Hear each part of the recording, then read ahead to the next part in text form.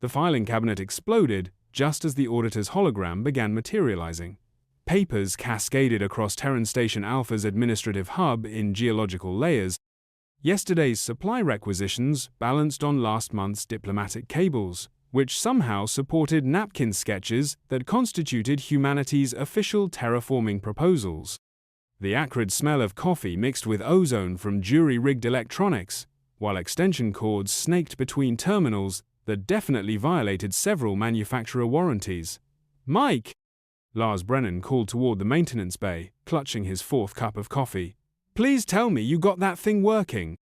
Mike Parker's voice drifted back, muffled by whatever he was currently repairing. "Define working. Opens if you kick it twice and say please." Light coalesced into the tall, angular form of Vex, the Galactic Alliance's most thorough auditor. His pale blue skin gleamed under harsh lighting, and his forearms moved with mechanical precision as documentation tablets materialized around him like orbiting moons. His large eyes, perfectly adapted for reading fine print, swept the room with growing alarm. "Administrator Brennan." Vex's voice carried crisp authority. "I trust your facilities are prepared for comprehensive review?" Lars gestured at their magnificent disaster. This was humanity's first real administrative success in galactic politics, and it looked like a thrift store had exploded in a library. "Welcome to our finest bureaucratic achievement. Coffee? Where are your filing systems?" "Right here." Lars patted the duct-taped cabinet. "Everything from the last 6 months. Digital archives?" Mike emerged from behind a control panel, grease on his coveralls, satisfaction on his face. He pointed to 3 network terminals in the corner. "Primary server, backups in my toolkit, emergency backups on Jenny's tablet." "Jenny?" "Night shift communications, makes excellent sandwiches." Vex's tablets began spinning faster. "According to our records, you were assigned to establish 3 trade routes." "About that," Lars rummaged through papers. "We established 8. 8? The spinning accelerated. Turns out when you're not bound by predetermined routes, you find better paths." Lars held up a napkin with a star chart sketched in blue ink. "This is the Rigel bypass. Cut travel time by 30%. Drew it up during lunch with Captain Martinez." Vex stared at the napkin. "This is your official documentation?" "For that route, yeah." Lars produced a cocktail napkin from the orbital cantina. "This one's the Kepler junction. Negotiated during happy hour with 3 species representatives. Everyone's more reasonable after a few drinks. The tablets orbited faster.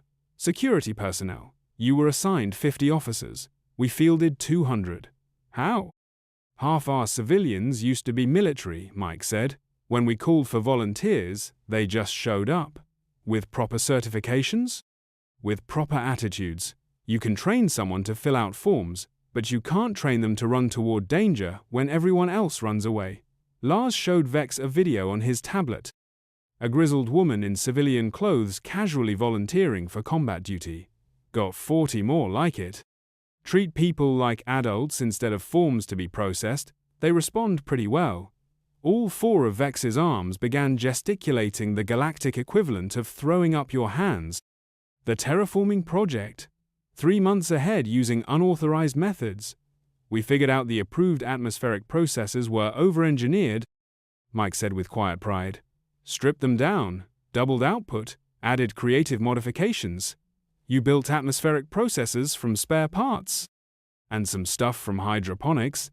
Point is, it worked. Planet's breathable 6 months early. Under budget." "Under budget?" The tablets hummed with increased velocity. "When you don't order everything through official channels, you get creative with sourcing. But quality control is excellent." Lars interrupted. "When Mike Parker puts his name on something, it works. I'll trust his improvised processor over any factory model." The emergency klaxon shattered their debate. "Priority alert," the station's AI announced. "Civilian transport Lucky Strike reporting navigation failure in the Helix asteroid field. Collision imminent." Vex immediately accessed his tablets. Standard rescue procedure requires calculating optimal vectors, coordinating with sector command, filing emergency reports. How long? Lars asked, already moving. 47 minutes for full compliance. Mike was at his communications array before Vex finished speaking. Lucky strike, this is Alpha. 3 freight haulers in your sector, adjusting flight paths now. His fingers danced across controls. Big Betty, your primary intercept. Iron Horse and Steady Eddie, flanking positions. Copy Alpha, we see the transport, moving to assist. Time to intercept? Lars checked his chronometer. 4 minutes. Vex stared at his still calculating tablets. You've already deployed rescue assets? 3 cargo haulers with mag grapples and emergency life support. Betty's got the best pilot.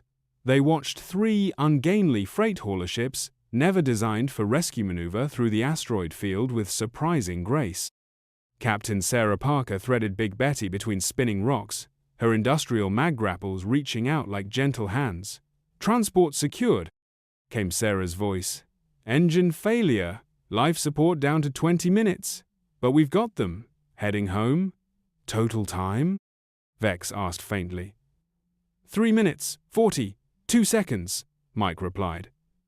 Vex looked at his tablets, still processing algorithms, his arms slowly lowered. You saved them.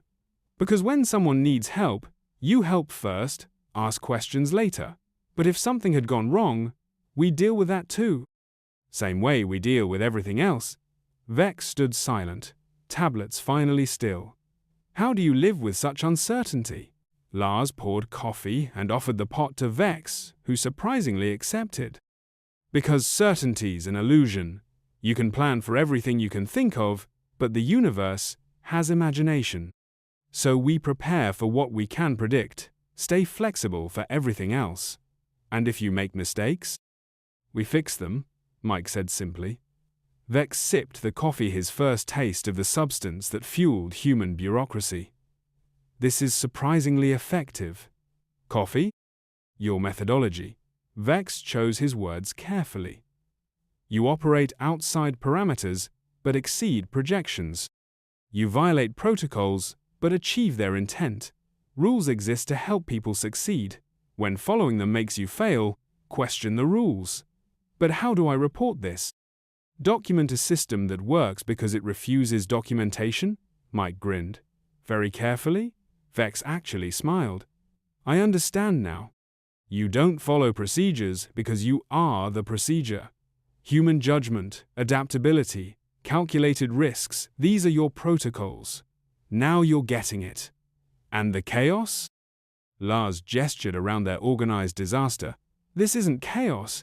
It's a system optimized for rapid response and creative problem solving. Every paper represents something that worked. Every connection Mike built solves a real problem. It looks like chaos, but it's specialized order. Vex began dictating, his tone transformed. Audit findings. Terran Station Alpha operates using unconventional methodologies, producing superior results. Recommendation. Establish new category, controlled chaos protocols. I like that, Lars said. Secondary recommendation. Investigate human problem, solving for integration with alliance procedures. Particular attention to provisional authorization with indefinite extension pending results. Fancy way of saying wing it and see what happens, Mike snorted. Perhaps. But your winging it achieved more in 11 months than most stations in 3 years. So we pass? Vex's arms moved in an alien shrug. You've exceeded every metric while violating every protocol. I'm not sure how to classify that. How about mission accomplished? At the hologram pad, Vex paused before dematerializing. Administrator Brennan, same time next year? Lars raised his coffee cup. I'll have the coffee ready. As the hologram faded, Mike looked up from his workstation. Think he'll recommend shutting us down? Lars glanced at the tactical display, where 3 freight haulers escorted a rescued transport home. He looked at their chaotic office, where every disorder served a purpose. He thought about routes sketched on napkins, forces recruited through personal messages, processors built from determination and spare parts. No, he said. I think he's learning that sometimes the best way to follow rules is knowing which ones are worth breaking. Outside the viewport, stars shone with infinite possibility. Somewhere among them, problems waited for people who understood that the best response to, "That's impossible," was, "Hold my coffee and watch this." The audit was over. The real work could continue.